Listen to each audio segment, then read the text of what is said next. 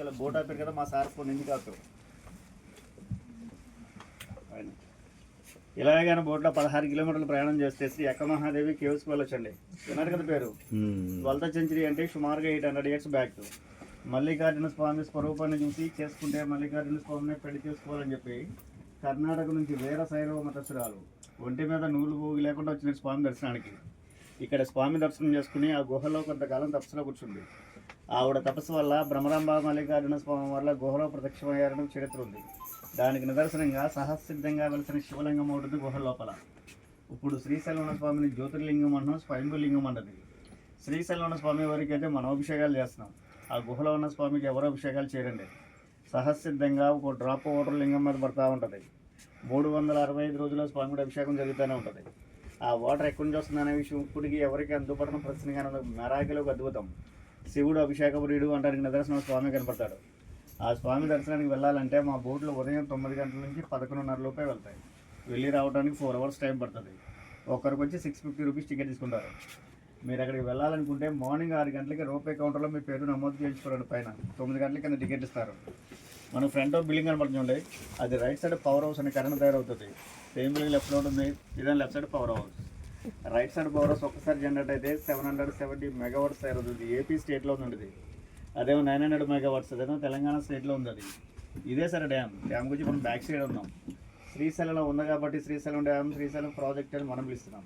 దీని ఒరిజినల్ పేరు వచ్చి నీలం సంజీవరెడ్డి సాగర్. 1960 అంతా చీఫ్ మినిస్టర్ పేరు. ఆయన ఏమోనే డ్యామ్ స్టార్ట్ అయింది. నది వచ్చి కృష్ణా నది, ఫారెస్ట్ వచ్చి Nallamala forest. Present water level వచ్చి 875 feet ఉందండి. డ్యామ్ స్టోరేజ్ లెవెల్ వచ్చి 885. మనకు బోర్డర్ కనబడిన చెట్ల కింద అది స్టోరేజ్ లెవెల్. ఇదే గంగలో చంద్రగుప్తుడు అని ఒక రాజు తన కూతురి శాపవశాత్తు పచ్చబండ అయ్యి ఉన్నాడు వాటర్లో. ఇదే గంగలో ఉపిలి బసవన్న అని చెప్పి ఒక నంది ఒకటి ఉంది శిలారూపంలో. ఒక నంది గుడి దగ్గర చూస్తారు కదా, మండపంలో పెద్ద నంది. ఆ నందిని బసవన్న అంటారు. సేమ్ అటువంటి గంగలో ఉంది. ఎగ్జాక్ట్ ఇప్పుడు మన బోటి కింద ఉంది నంది. డ్యామ్ కట్టక ముందు శ్రీశైలం వచ్చిన ప్రతి భక్తుడు ఈ నందిని దర్శనం చేసుకుని వెళ్ళిన వాళ్ళే. డ్యామ్ కట్టిన తర్వాత బ్యాక్ వాటర్లో ఇది మునిగిపోయింది.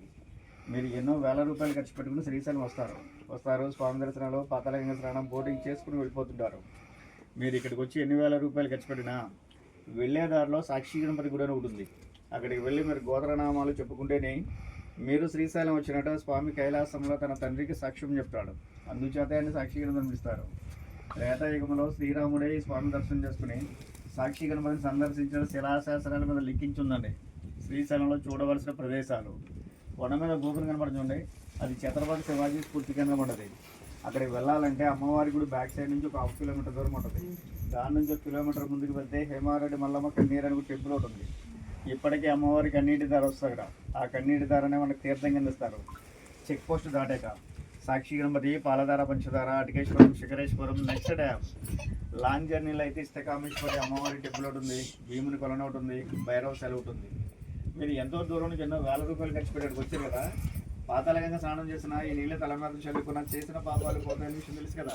చాలామంది నవ్వుతుంటారని మాట చెప్తే ఇది మీకు కల్పించిన గ్రంథాల్లో ఉంది.